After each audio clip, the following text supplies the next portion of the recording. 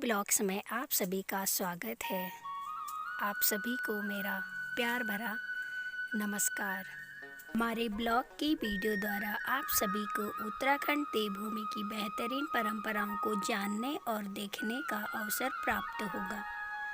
उत्तराखंड राज्य अपने आप में बहुत ही अच्छा और सुंदरता का प्रतीक है। उत्तराखंड राज्य में देवी देवताओं का वास सदैव रहता है, इसीलिए इस राज्य को देवों की भूमि देवभूमि उत्तराखंड के नाम से जाना जाता है। इस राज्य की अधिकतर भूमि पहाड़ों से जुड़ी है। इसमें सबसे ज़्यादा देवों का पूजन किया जाता है।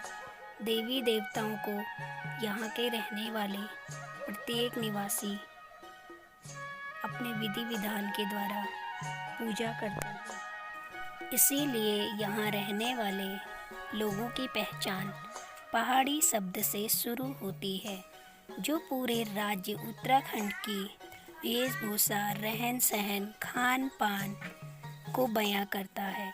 हम सभी लोग अपने आप को खुशनसीब मानते हैं कि हमने उत्तराखंड देवों की भूमि देवभूमि में जन्म लिया है।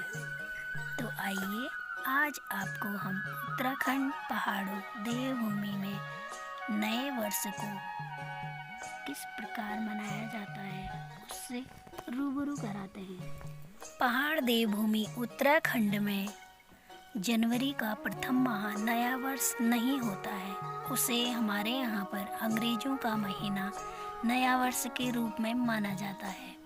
प्रकृति की गोद में खिला इस खूबसूरत उत्तराखंड के पहाड़ी क्षेत्रों में नए वर्ष की शुरुआत बसंत ऋतु के आगमन पर होती है, जिसमें सभी के मनों पर खुशियां छाई रहती हैं। बच्चे से लेकर बुजुर्गों तक यहाँ का जीवन बहुत ही सुंदर तरीके से व्यतीत किया जाता है।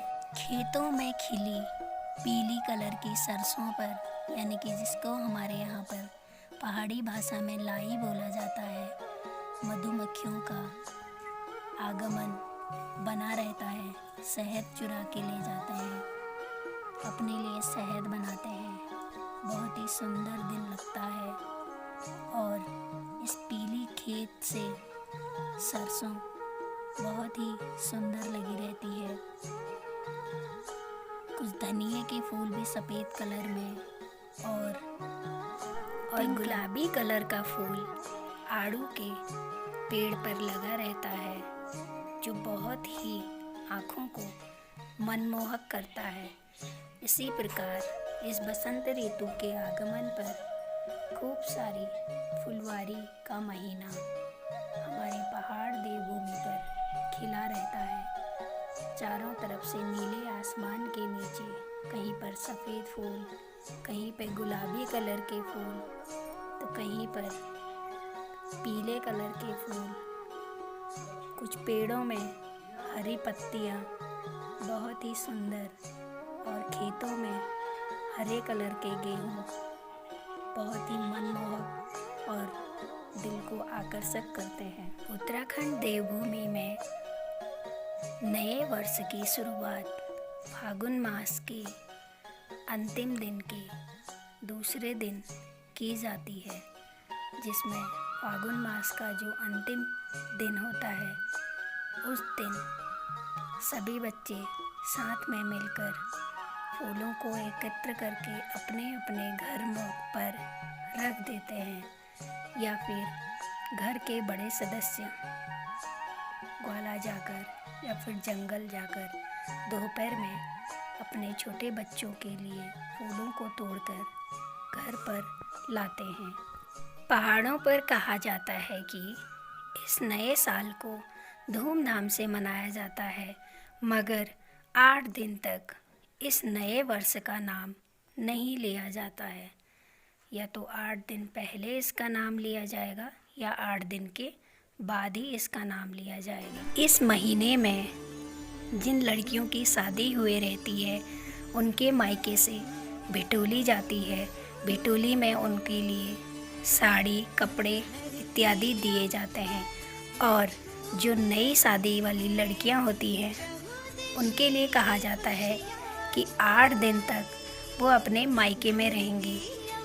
सास ससुर के लिए वो महीना उनको परहेज करना पड़ता है, ऐसा कहा जाता है।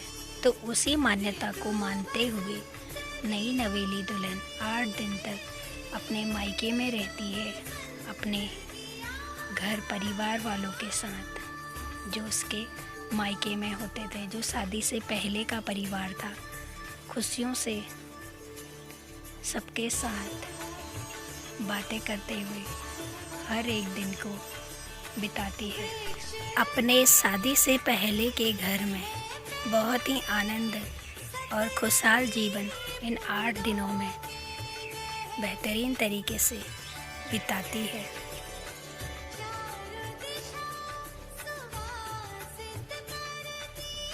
आज के नए वर्ष की शुरुआत सुबह उठकर अपने घरों के अंदर के जो हमारे यहाँ पर कमरे होते हैं उनकी लिपाई की जाती है।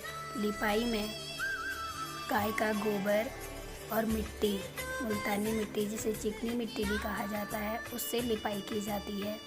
और फिर ढेली में बच्चों द्वारा फूल डाले जाते हैं। सभी लोगों के यहाँ लगभग यही परंपरा होती है।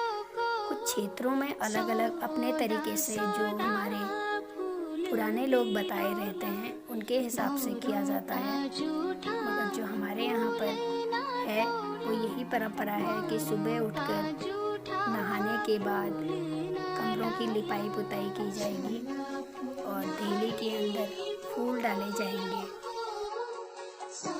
तो इसी तरीके से इस महीने के शुरुआती 5 दिन तक सुबह रोजाना बच्चों द्वारा फूल डाले जाएंगे। चौखट पर जो मुख्य द्वार अंदर को प्रवेश करने वाला होता है वहाँ पर फूल डाले जाते हैं। और इसी तरीके से 5 दिन तक कंटिन्यू इस महीने तक फूल डालेंगे।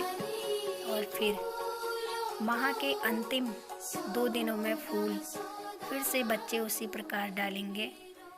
और फिर